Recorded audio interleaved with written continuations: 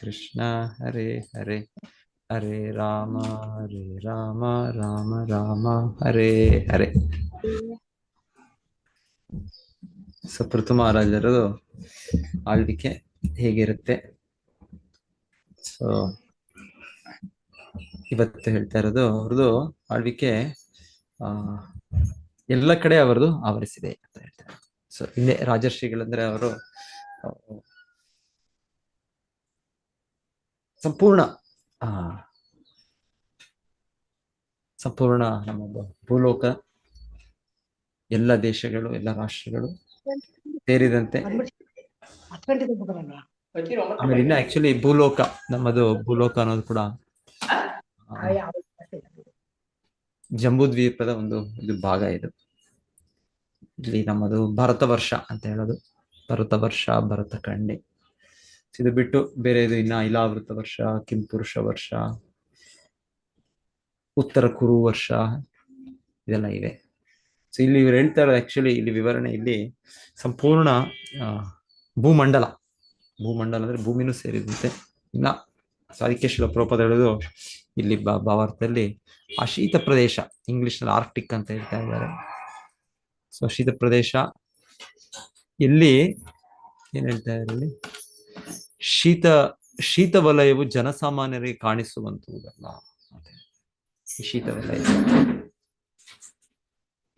ಏನಿದೆ ನಮಗೆ ಏನ್ ಹೇಳ್ತೇವೆ, ನಮ್ಮ ಗ್ರಾವಿಟೇಷನ್ ಫೋರ್ಸ್, ಇನ್ನೊಂದು ನಮ್ಮನ್ನು ನಾವು ಇಲ್ಲಿ ಇದ್ದೇವೆ ಅಲ್ಲೇ ನಮ್ಮನ್ನು ಕಟ್ಟಿ ಇಟ್ಟಿದೆ. ಮಹಾಭಾರತದ ವಿವರಣೆಗಳಲ್ಲೂ ಕೂಡ ಅರ್ಜುನ ಎಲ್ಲರೂ ಅವರು ಇನ್ನ ಬೇರೆ ಬೇರೆ ಪ್ರದೇಶಗಳು, ನಮಗೇನು ನಾವು 7 ಖಂಡಗಳು, 7 ಕಾಂಟಿನೆಂಟ್ಸ್ ಅಂತ ಹೇಳ್ತೇವೆ, ಅದಕ್ಕೂ ಈಚೆ ಇನ್ನ ಪ್ರದೇಶಗಳಿಗೆ ಅವರು ಹೋದ್ರು, ಅಲ್ಲೂ ಅವ್ರ ನಿಯಂತ್ರಣ ತಂದ್ರು ಅಂತ ಅದರ ವಿವರಣೆ ಇದೆ ಮಹಾಭಾರತದಲ್ಲಿ.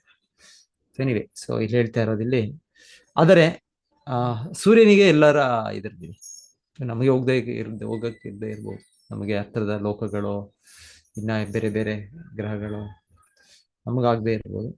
ಆದರೆ ಉನ್ನತ ವ್ಯಕ್ತಿ, ಉನ್ನತ ಸೂರ್ಯರಿಗೆ ಏನು ಕಷ್ಟ ಇಲ್ಲ.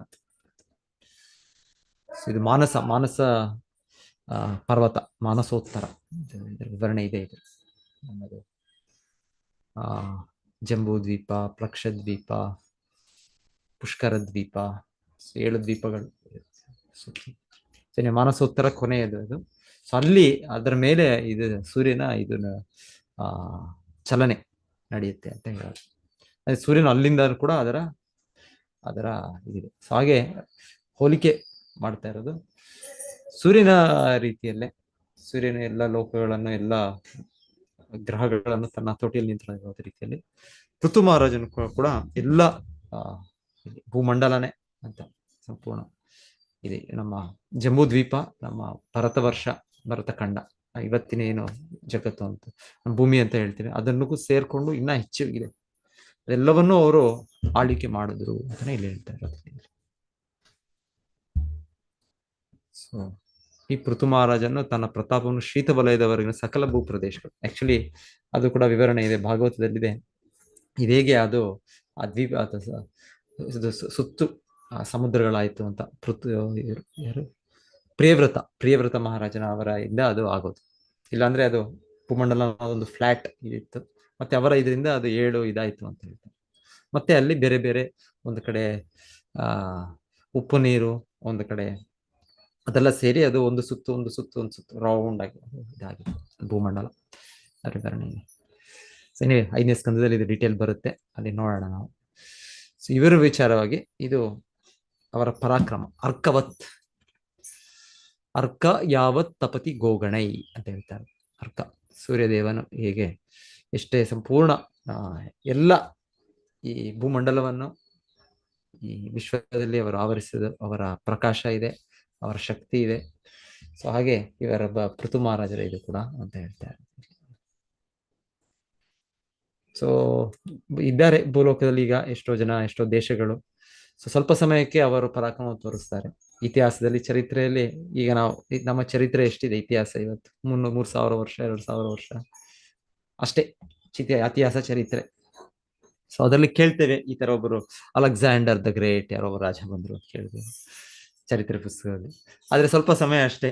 ಸೊ ಹೇಳ್ತಾರೆ ಅವರ ದೇಶದಿಂದ ಅವ್ರು ಬಂದ್ರು, ಏನೋ ಒಂದು ಅರ್ಧ ಭಾಗದ ಭೂಮಿಯನ್ನು ಆ ಅವರ ಆಳ್ವಿಕೆಲ್ಲ ಅವ್ರು ಒಂದೊಂದೊಂದು ಕ್ಯಾಪ್ಚರ್ ಮಾಡಿ ಬಂದು ಅಷ್ಟೊತ್ತಿಗೆ ಅವರು ಇಲ್ಲಿ ಬರೋ ಅಷ್ಟರಲ್ಲಿ ಅವರ ಇನ್ನು ಅನಾರೋಗ್ಯವಾಗಿ ಅವರ ಅಂತ್ಯ ಆಗೋಯ್ತು. ಅಲ್ಲಿಂದ ಇಲ್ಲಿವರೆಗೂ ಅವ್ರ ರಾಜ್ಯವನ್ನು ಸ್ಥಾಪನೆ ಮಾಡಿದ್ರು. ನಂತರ ಅಷ್ಟೇ, ಅವ್ರಿಗೆ ಅದನ್ನ ಆಳ್ವಿಕೆ ಮಾಡೋ ಒಂದು ಶಕ್ತಿ ಇಲ್ಲ. ಅವ್ರ ದೇಹನೇ ಫಿನಿಶ್. ಚಿಕ್ಕ ವಯಸ್ಸಿನಲ್ಲಿ ಅವರ ಅಂತ್ಯ ಆಯ್ತು. ಮತ್ತೆ ಅವರ ಅನುಯಾಯಿಗಳು ಅದು 4 ಭಾಗಗಳಾಯ್ತು, ಬೇರೆ ಬೇರೆ ಅಷ್ಟೇ. ಸೊ ಇದು ಆಮೇಲೆ ಅದಾದ್ಮೇಲೆ ರೋಮನ್ ಇದು ಅಂತ ಕೇಳ್ತೀವಿ. ಅವ್ರದ್ದು ಕೂಡ ಬಹಳ ಸಮಯ ಇತ್ತು.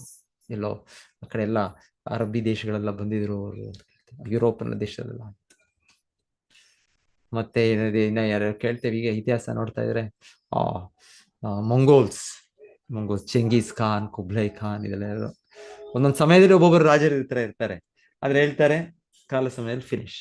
ಕಾಲ ಸಮಯ ಅಂದ್ರೆ ಸ್ವಲ್ಪ ಸಮಯನೇ, ಈಗ ಎಷ್ಟೊಂದು 10 ವರ್ಷ, 20 ವರ್ಷ, 50 ವರ್ಷ, 20 ವರ್ಷ. ಬ್ರಿಟಿಷ್ ಸಾಮ್ರಾಜ್ಯಕ್ಕೆ ಒಂದ್ಸಲ ಹೇಳ್ತಾ ಇದ್ದು, ಬ್ರಿಟಿಷ್ ಸಾಮ್ರಾಜ್ಯದಲ್ಲಿ ಸೂರ್ಯ ಅಸ್ತವಾಗೋದಿಲ್ಲ, ಯಾಕಂದ್ರೆ ಎಲ್ಲ ಇದರಲ್ಲೂ ಕೂಡ ಖಂಡಗಳಲ್ಲಿ ಅವರ ಇದೆ ಅಸ್ತಿತ್ವ, ಅವರ ನಿಯಂತ್ರಣ ಇದೆ. ಸೊ ಅದು ಕೂಡ ಹೋಯ್ತು. ಸೊ ಎಲ್ಲ ಅಷ್ಟೇ, ಎಲ್ಲ ಹಾಗೆ ಭೌತಿಕ ಕಲಿಯುಗದಲ್ಲಿ ಎಲ್ಲ ಕೆಲವೇ ವರ್ಷಗಳು. ಈಗ ರಷ್ಯಾ ಒಂದೊಂದ್ಸಲ, ಇಲ್ಲಾಂದ್ರೆ ಅಮೇರಿಕಾ ಒಂದ್ಸಲ. ಸೊ ರಷ್ಯಾ ಅಷ್ಟು ದೊಡ್ಡ ಎಷ್ಟೋ ದೇಶಗಳು ಎಲ್ಲ ಅದು ಕೂಡ ಚದುರ ಆಗುತ್ತೆ.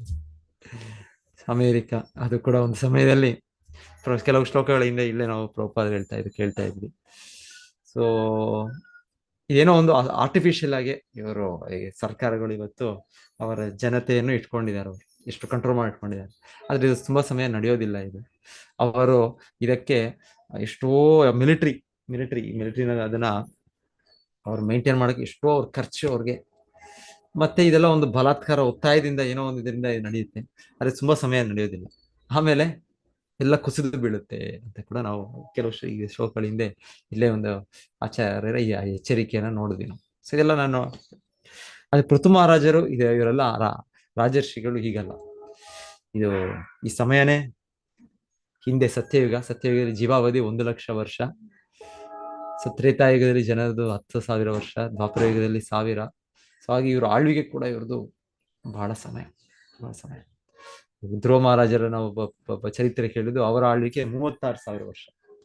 36,000 ವರ್ಷ. ಪೃಥು ಮಹಾರಾಜರು ಹಾಗೆ ಎಷ್ಟೋ 1,000 ವರ್ಷ. ಇನ್ನೊಬ್ರು ಭರತ್ ಮಹಾರಾಜ ಅಂತ ಕೇಳ್ತೇವೆ. ಬಹಳ ಭರತ ಮಹಾರಾಜರು ಬರ್ತಾರೆ. ಒಬ್ಬರದು ಪಟ್ಕಲ್ಲಿ ಒಬ್ಬರು ಭರತ ಮಹಾರಾಜರು 72,000 ವರ್ಷ ಅಂತ ಹೇಳ್ತಾರೆ. ಈ ರೀತಿ ಎಲ್ಲ ಇದೆ. ಪ್ರಿಯವ್ರತ ಇದೆಲ್ಲ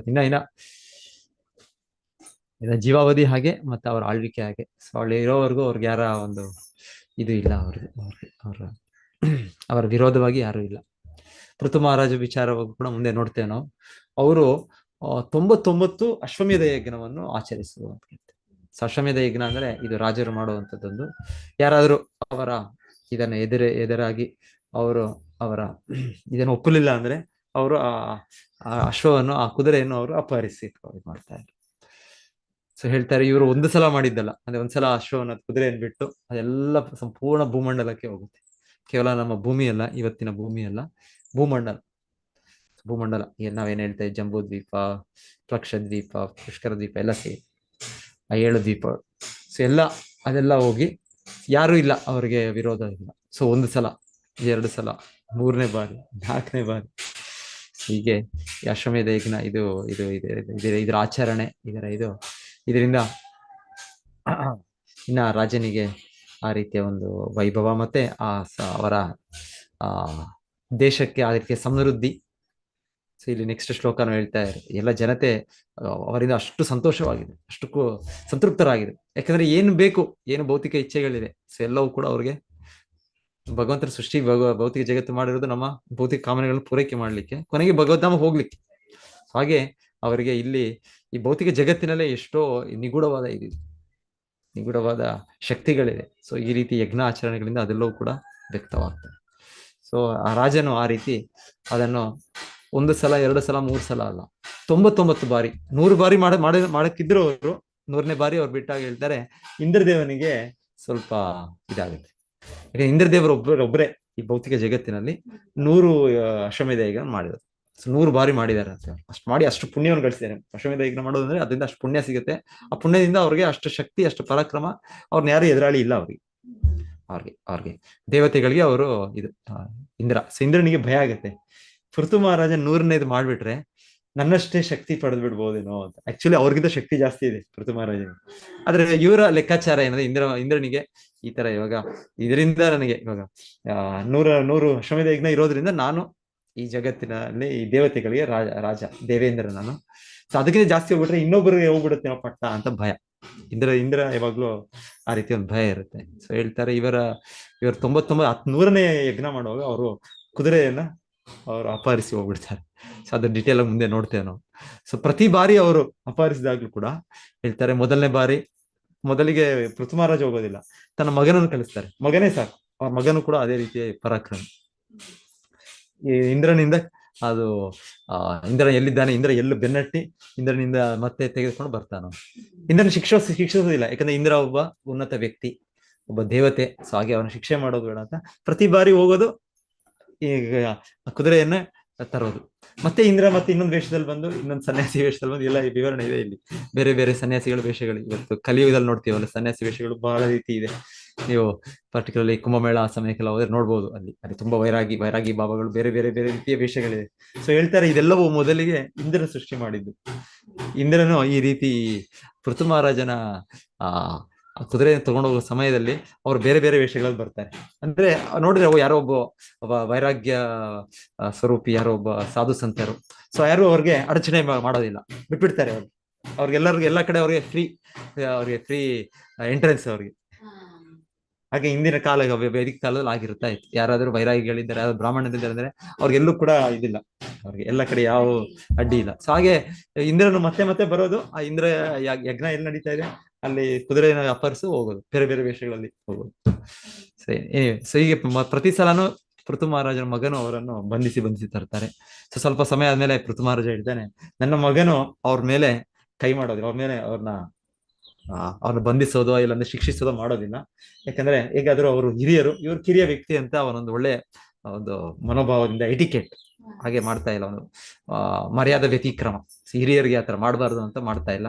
ಹಾಗೆ ನಾನೇ ಅವನು ಶಿಕ್ಷಿಸ್ತೇನೆ ಅಂತ ಪೃಥು ಮಹಾರಾಜರ ಮುಂದೆ ಅವರು ತಮ್ಮ ಇದನ್ನು ತೆಗಿತಾರೆ, ಅವ್ರ ಹಸ್ತವನ್ನು ತೆಗೆದು ನಾನು ಕೊಲ್ತೇನೆ ಅಂತ ಹೋಗ್ತಾರೆ. ಸೊ ಅಷ್ಟು ಸಮಯಕ್ಕೆ ಅಲ್ಲಿ ಬ್ರಾಹ್ಮಣರೆಲ್ಲ ಯಾರು ಇರ್ತಾರೆ, ಯಜ್ಞಗಳು ಮಾಡ್ತಾರೆ, ಅವ್ರು ಹೇಳ್ತಾರೆ, ಇಲ್ಲ ನೀವು ಮಾಡೋದು ಬೇಕಾಗಿಲ್ಲ, ನಾವು ನಮ್ಮ ಮಂತ್ರಗಳಿಂದ ಇವರನ್ನು ಕೊಂದ್ಬಿಡ್ತೇವೆ. ಸೊ ಕೊನೆಗೆ ಇದೆಲ್ಲ ನಡೆಯುವಾಗ ಬ್ರಹ್ಮದೇವರು ಬಂದು ಹೇಳ್ತಾರೆ, ಪೃಥು ಮಹಾರಾಜರಿಗೆ ಹೇಳ್ತಾರೆ, ಸೊ ಇಂದ್ರನು ಸಾಮಾನ್ಯ ವ್ಯಕ್ತಿ ಅಲ್ಲ, ಒಂದು ದೇವತೆ. ಆದ್ರೆ ಏನೋ ಒಂದು ಅಜ್ಞಾನದಲ್ಲಿ ಹೀಗೆ ಮಾಡ್ತಾ ಇದ್ದಾರೆ. ಅದೆಷ್ಟಾದ್ರೂ ಈ ಅಶ್ವಮೇಧ ಯಜ್ಞ ಇದೆಲ್ಲವೂ ಕೂಡ ಒಂದು ಭೌತಿಕ ಧರ್ಮದ ಚಟುವಟಿಕೆಗಳು. ಇದು ಆಧ್ಯಾತ್ಮಿಕ ಜಗತ್ತಿಗೆ, ಆಧ್ಯಾತ್ಮಿಕ ಲೋಕಕ್ಕೆ ಹೋಗೋದು, ಅನುಕೂಲತೆ ಮಾಡೋ ಏನು ಇದಲ್ಲ ಇದು. ನೀನ್ ಆಗ್ಲೇ ಶುದ್ಧ ಭಕ್ತ, ನೀವು ಶಕ್ತ್ಯಾವೇಶ ಅವತಾರವೇ. ಸೊ ನೀನು ನಿಲ್ಲಿಸ್ಬಿಡು. ಇದರಿಂದ ಈ ಹೊಸ ರೀತಿಯ ಅಧಾರ್ಮಿಕ ಚಟುವಟಿಕೆಗಳನ್ನು ಏನು ಶುರು ಮಾಡ್ತಾ ಇದ್ದಾರೆ ಇಂದ್ರ, ಅದನ್ನ ನಿಲ್ಲಿಸ್ತಾರೆ ಅಂತ ಹೇಳಿ ಮತ್ತೆ ಅವರೇ ಅದ್ರಲ್ಲಿ ಇದು ಮಾಡ್ತಾರೆ. ಮುಂದೆ ನೋಡ್ತೇವೆ. ಅಂದ್ರೆ ಇಂದ್ರನಿಗಿಂತ ಶಕ್ತಿಶಾಲಿ ಪೃಥು ಮಹಾರಾಜ. ಸೊ ನಮಗೆ ಕೆಲವು ಲೀಲೆಗಳು ಅವರದ್ದು ಇಲ್ಲಿ ವಿವರಣೆ ಇದೆ. ಇಲ್ಲಿ ನಂತರ ಒಂದು ಸಮಯದಲ್ಲಿ ಹೇಳ್ತೇವೆ, ಇದಕ್ಕಿಂತ ಮುಂಚೆನೆ ಭೂದೇವಿ ಸರಿಯಾಗಿ ಇದು ಕೊಡೋದಿಲ್ಲ, ಏನೋ ಹಣ್ಣು ಹಂಪಲು ಇದೆಲ್ಲ ನಮ್ಮ ಕೈಯಲ್ಲೇ ಇದೆ ಅಂತಲ್ಲ, ಇದೆಲ್ಲ ಪ್ರಕೃತಿ ಕೈಯಲ್ಲಿದೆ. ಸರಿಯಾಗಿ ಮಳೆಗೆ ಬರ್ಬೇಕು, ಇದೆಲ್ಲ ಮಳೆಗೆ ಬಂದ್ರು ಗಾಳಿ ಕರೆಕ್ಟ್ ಆಗಿರ್ಬೇಕು, ಮತ್ತೆ ಇನ್ನೊಂದು ಬಿಸಿಲು, ಸೂರ್ಯದ ಕಿರಣಗಳು ಇದಿರ್ಬೇಕು, ಎಷ್ಟೆಷ್ಟೋ ಕಾರಣಗಳಿದೆ. ಇದು ಒಂದು ರೀತಿ ನಾವು ಏನೋ ಅಲ್ಲಿ ಬೀಜ ಹಾಕಿದ್ವಿ ಅಲ್ಲಿ ಮರ ಬಂದ್ಬಿಡ್ಬೇಕು ಅಂತ ಇಲ್ಲ, ನಮ್ಮ ಕೈಯಲ್ಲಿಲ್ಲ. ಹೌದು. ಸೊ ಅವ್ರ ದೇವತೆಗಳಿದ್ದಾರೆ. ಮತ್ತೆ ಭೂಮಿಯಲ್ಲೂ ಭೂಮಿಯಲ್ಲಿ ಬರೋದಿಲ್ಲ. ಮರುಭೂಮಿಯಲ್ಲಿ ಏನ್ ಹಾಕಿದ್ರೆ ಎಷ್ಟು ಏನ್ ಮಾಡಿದ್ರೆ ಮರುಭೂಮಿ. ಸೊ ಹೀಗೆ ಅದಕ್ಕೂ ಹೆಚ್ಚಾಗಿ ಭೂದೇವಿ ಅಂದ್ರೆ ನಮ್ಮ ತಾಯಿಯವರು, ಪೃಥ್ವಿ ಅವರು ಒಬ್ಬರು ತಾಯಿಯವರು. ಸೊ ಅವರು ನಮ್ಗೆ ಇದೆಲ್ಲ ಪೋಷಣೆ, ಇದೆಲ್ಲ ಕೊಡೋದು, ಆಹಾರ ಇದೆಲ್ಲ. ಸೊ ಒಂದು ಸಮಯದ ಅವರು ಕೂಡ ಕೊಡೋದಿಲ್ಲ ಅಂದ್ರೆ ಅವರು ಉತ್ಪತ್ತಿ ಇಲ್ಲ. ಸೊ ಮತ್ತೆ ಜನರೆಲ್ಲ ಹಸಿವಿನಿಂದ ಎಲ್ಲರೂ ಪೃಥು ಮಹಾರಾಜರು ಬರ್ತಾರೆ. ಅದು ಕೂಡ ಮುಂದೆ ಕೇಳ್ತೇವೆ ನಾವು. ಅದೀಗ ಬಂದು ಎಲ್ಲರೂ ಅವಾಗ ಪೃಥು ಮಹಾರಾಜರು ಯೋಚನೆ ಮಾಡ್ತಾರೆ, ಅವರು ಕಾರಣ ಕಂಡುಹಿಡಿತಾರೆ.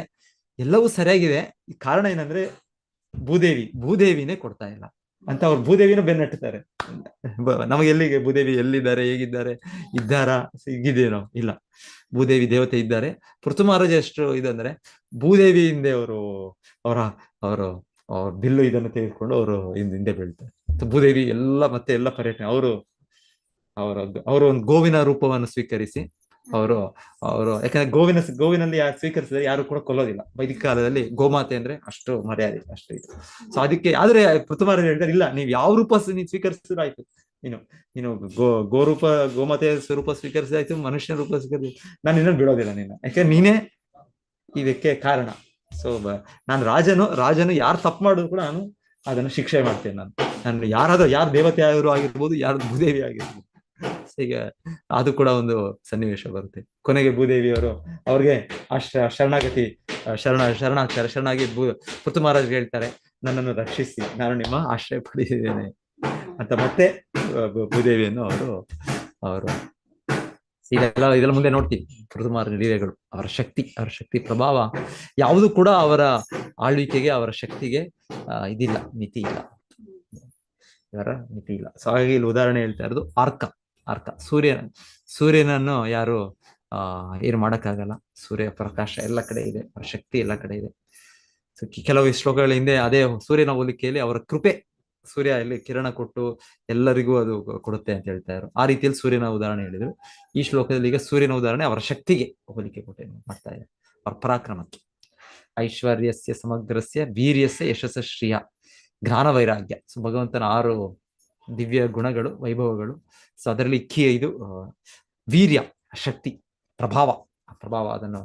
ಸೊ ಪೃಥು ಮಹಾರಾಜರು ಶಕ್ತಿಯಾವೇಶ ಅವತಾರ ಆದ್ರಿಂದ, ಭಗವಂತನ ಶುದ್ಧ ಭಕ್ತರಾದ್ರಿಂದ ಅವರಿಗೂ ಆ ರೀತಿಯ ಒಂದು ಶಕ್ತಿ ಇದೆ ಅಂತ ಇಲ್ಲಿ ನಾವು ನೋಡ್ತಾ ಇದ್ದೀವಿ. ಮತ್ತೆ ಅವರ ಆಳ್ವಿಕೆಯಿಂದ ಪ್ರತಿಯೊಬ್ಬರು ಕೂಡ ಅವರನ್ನೇ ಸಂತೃಪ್ತ. ಸೊ ಇವರು ಕೂಡ ಅಸಂತೃಪ್ತರಿಲ್ಲ, ಆಗಿಲ್ಲ. ಅವಾಗ ನಾವು ಯಾರನ್ನು ಆಳ್ವಿಕೆ ಮಾಡಿದ್ರು ನಮ್ಮ ಪ್ರಜಾಪ್ರಭುತ್ವದಲ್ಲಿ ಕೆಲವು ವರ್ಷಗಳು, ಅವಾಗ ಅವ್ರ ಎಲೆಕ್ಷನ್ ಆದ್ಮೇಲೆ ಎಲ್ಲರೂ ಅವರು ದೊಡ್ಡ ಸೆಲೆಬ್ರೇಷನ್ ಮಾಡ್ತಾರೆ, ಅವ್ರ ಎಷ್ಟು ವೋಟ್ ಪಡೆದದ್ದು ಅಷ್ಟೇ. ಅದು ಸ್ವಲ್ಪ ದಿವಸಗಳು, ಸ್ವಲ್ಪ ತಿಂಗಳು ಅಷ್ಟೇ. ಆಮೇಲೆ ಇವರು ಕೂಡ ಅದೇ ರೀತಿ. ಆಚಾರ್ಯರು ಪ್ರಭುಪಾದರು ಅಲ್ಲಿ ಅಮೆರಿಕೆಗೆ ಹೋದಾಗ, ಅಲ್ಲಿ ಆ ಸಮಯದಲ್ಲಾಗ ಒಬ್ಬ ನಿಕ್ಸನ್ ಅಂತ ಒಬ್ರು ಅಧ್ಯಕ್ಷ ಇದ್ದದ್ದು. ಸೊ ಅವ್ರನ್ನ 2ನೇ ಬಾರಿ ಚುನಾಯಿತರಿಸ್ತಾ ಇರುತ್ತೆ. ಸೊ ಮತ್ತೆ ಆಮೇಲೆ ಅವರ ಇದು ಬರುತ್ತೆ, ಅವರೆಲ್ಲ ಬಯಲಾಗತ್ತೆ, ಅವ್ರು ಮಾಡಿದ ಚಟುವಟಿಕೆ. ಇರೋರು ರಾಜಕಾರಣಿಗಳು ಗೊತ್ತಾಗೋದಿಲ್ಲ ನಮ್ಗೆ, ಅದ್ರ ಬರುತ್ತೆ ಹೊರಗೆ. ಅವ್ರ ಸ್ವಾರ್ಥಕ್ಕೆ ಇದ್ದಾರೆ. ಅವರೆಲ್ಲ ಹೇಳಿದ್ರು ಕೂಡ ನಮಗೆ, ಜನರಿಗೆ, ಇವರಿಗೆ ನಾನು ಅಂತ ಹೇಳಿದ್ರು ಕೂಡ ಅವ್ರು ತಮ್ಮ ಸ್ವಾರ್ಥಕ್ಕಿದ್ದಾರೆ ಅಷ್ಟೇ ಅವರು. ಸೊ ಅದೆಲ್ಲ ಹೊರಗೆ ಬಯಲು ಬಂದ್ಮೇಲೆ ಜನರು ಅವ್ರನ್ನ ಅಲ್ಲಿಂದ ತೆಗಿತಾರೆ. ಸೊ ಹಾಗೆ ಹೇಳ್ತಾರೆ ಪ್ರಭುಪಾದರು, ಒಂದು ನಿಕ್ಸಾನ ತೆಗಿತೀರಾ ನೀವು, ಇನ್ನೊಂದು ನಿಕ್ಸಾನ ಹಾಕ್ತೀರಾ, ಏನ್ ಪ್ರಯೋಜನ? ಸೊ ಒಬ್ಬರು ರಾಜಕಾರಣಿ ಸರಿ ಇಲ್ದೇ ಇರೋರ್ನ ಪ್ರಜಾಪ್ರಭುತ್ವದಲ್ಲಿ ಬೇಡ ಅಂತ ಅವ್ರನ್ನ ಕೆಳಗೆ ಎಳಿತೀವಿ. ಆದ್ರೆ ಮತ್ತೆ ಅಂತ ರೀತಿಯ ವ್ಯಕ್ತಿನೇ ನಾವು ಮತ್ತೆ ಚುನಾವಣೆ ಮಾಡಿ ಅದು ಇನ್ನೊಬ್ಬ ಇದು. ಸೊ ಏನ್ ಪ್ರಯೋಜನ ಇಲ್ಲ. ಸೊ ನಾವು ಇವರನ್ನ ಮೇಲೆ ಒಬ್ಬ ಹೊಸ ವ್ಯಕ್ತಿ ಅವನು ಭಗವಂತನ ಪ್ರತಿನಿಧಿಯಾಗಿ, ಸಂಪೂರ್ಣ ಧರ್ಮ ಪುರುಷನಾಗಿ, ಹೇಗೆ ಯುಧಿಷ್ಠಿರ ಮಹಾರಾಜರ ಆಳ್ವಿಕೆ ಇದೆ, ಶ್ರೀರಾಮಚಂದ್ರ ಇದೆ. ಸೊ ಆ ರೀತಿಯ ಒಬ್ಬ ವ್ಯಕ್ತಿ ನಾವು ಚುನಾವಣೆ ಮಾಡಿದ್ರೆ ಅವಾಗ ಅರ್ಥ ಇದೆ. ಇಲ್ಲಾಂದ್ರೆ ಏನ್ ಅರ್ಥನೇ ಇಲ್ಲ. ಮತ್ತೆ ಅದೇ 2 ವರ್ಷಕ್ಕೊಮ್ಮೆ, 4-5 ವರ್ಷಕ್ಕೊಮ್ಮೆ ಇದೇ ಆಗ್ತಾ ಇರುತ್ತೆ. ಏನೋ ಅದ್ರಲ್ಲಿ ಪರಿಹಾರ ಇಲ್ಲ. ಈ ರೀತಿ ಎಲ್ಲ ಈ ವೈದಿಕ ಕಾಲದಲ್ಲಿ ರಾಜರ್ಷಿಗಳು ಇರ್ತಾ ಇರೋ, ಪರ್ಟಿಕ್ಯುಲರ್ ಪೃಥು ಮಹಾರಾಜ, ಆದಿರಾಜ ಅಂತ ಕೇಳಿದ್ವಿ. ಸೊ ಇವರದ ಆಳ್ವಿಕೆ ಪರ್ಫೆಕ್ಟ್ ಆಗಿದೆ, ಪರಿಪೂರ್ಣವಾಗಿದೆ. ಸೊ ಎಲ್ಲ ರೀತಿಯಲ್ಲಿ ಎಲ್ಲರೂ ಕೂಡ ಅವರ ಆಶ್ರಯದಲ್ಲಿ, ಅವರ ಆಳ್ವಿಕೆಯಲ್ಲಿ ಸಂತೃಪ್ತರಿದ್ದಾರೆ.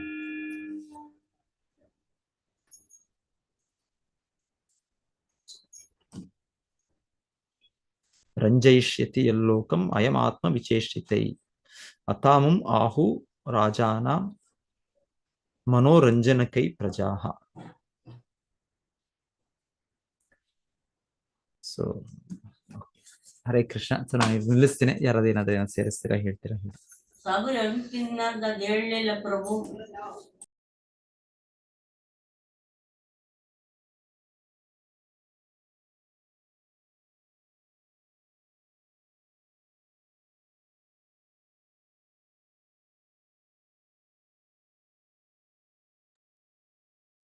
ಹರೇ ಕೃಷ್ಣ ಪ್ರಭುಜಿ. ಹರೇ ಕೃಷ್ಣ ಮಾತಾಜಿ. ಹರೇ ಕೃಷ್ಣ. ಇವರು ಬಲಿ ಮಹಾರಾಜ